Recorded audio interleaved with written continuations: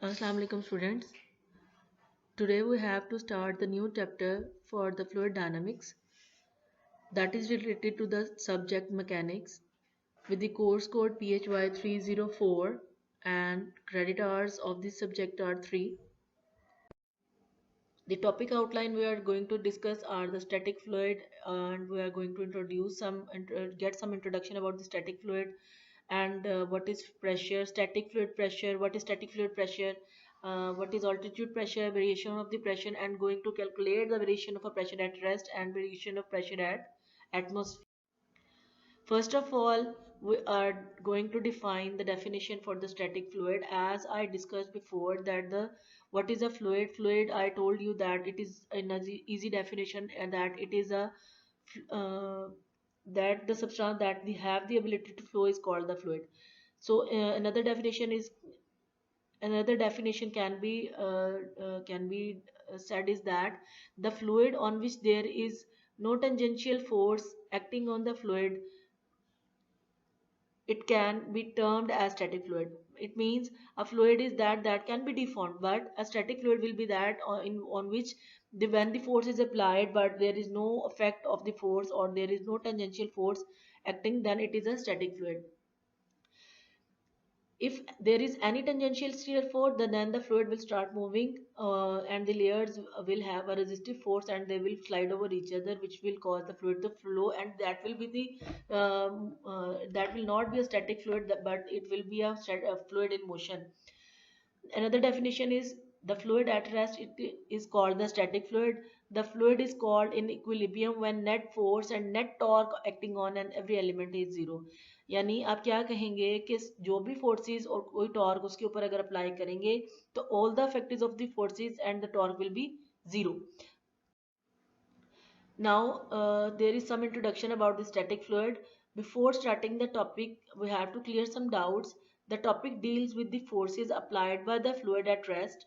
When a certain mass of fluid is held in static equilibrium by confining within the solid boundaries, it exerts forces against the boundary surfaces. It means that when a fluid is in a container, it exerts forces on the boundaries. So these forces are due to the layers of the fluid. The forces exerted are always in the direction normal to the surface in the contact. This is so because a fluid at rest cannot sustain the shear stress. So these forces are in the normal direction. No shear force is present at the fluid particles do not move with the respect to one another. Now let's start the journey for the static fluid. First of all, we will discuss here what is pressure. You know that pressure is defined as the normal force exerted by a fluid force per unit area. Pressure is the force per unit area where the force is perpendicular to the surface area. You know that the unit of the pressure is Newton per meter square. You have studied before, it is called Pascal. The unit of the Pascal is small, so we use a bigger unit that are kilopascal and megapascal. Pressure is defined as P is equal to F over A, and the unit of Newton is N, and unit of area is square meter, so that will be Newton per. The pressure in a fluid acts equally in all directions. As I said before, if it is in a container, it will exert force on all directions. Pressure in a and you know that as the depth increases, in the static liquid, the pressure also increases with the depth, and you can say by a formula del P is equal to rho d g del H, where P is the pressure increase and H is the increase in the depth. They are directly proportional to each other. A substance in liquid gas or gas phase is referred as fluid. I said before, distinction between a solid and a fluid is made on the basis of substance ability to resist an applied shear stress. Now, by discussing which is the liquid and which is the which is a solid or which is a liquid or a gas, it depends upon the substance ability to resist an applied shear stress. Now that tends to change its shape.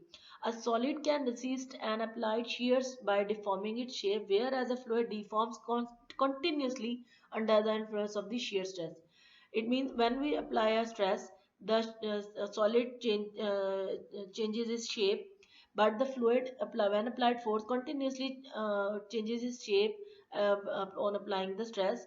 No matter how small is the shape. In solids, stress is proportional to the strain, but in fluids, stress is proportional to the strain rate. How much strain is being to produce is directly proportional to the stress in the fluids.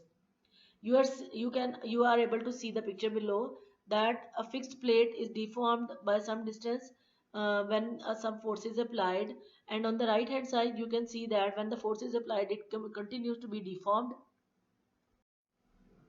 Here the shear force is acting on the certain cross-sectional area A. H is the height of the solid of the block, height between the two adjacent layers of the fluid element. Del X is the elongation of the solid block, and del U is the velocity gradient between the two adjacent layers of the fluid, how much they slide over each other. Although liquids and gases share some common characteristics, they have many distinctive characteristics on their own. Liquids and gases have some characteristics which are common, but there are some characteristics which are not common in the fluids and the liquids. It is easy to compress a gas, whereas liquids are incompressible, I have told. Now, discussing about the static fluid, we are first able to describe the static fluid pressure when the fluid is at rest and exerting some pressure. The pressure exerted by a static fluid depends only upon the depth of the fluid, the density of the fluid, and the acceleration of the gravity. The pressure in the static fluid arises from the weight of the fluid and is given by the expression P static fluid is equal to rho GH, where rho is the density of the fluid. Now, after discussing about the static fluid pressure, we are first describing the altitude pressure. That as the height increases, what happens to the pressure? Pressure on the earth varies with the altitude of the surface. So air pressure on the mountains is usually lower than the pressure at the sea level. As we are living on the sea level, so the pressure of the air is high. But as we are covering the distance on the above the sea level or the from the surface of the earth, the pressure of the air goes on decreasing. Pressure varies smoothly from the earth's surface to the top of the atmosphere. So we can say that as the altitude increases, atmosphere pressure decreases.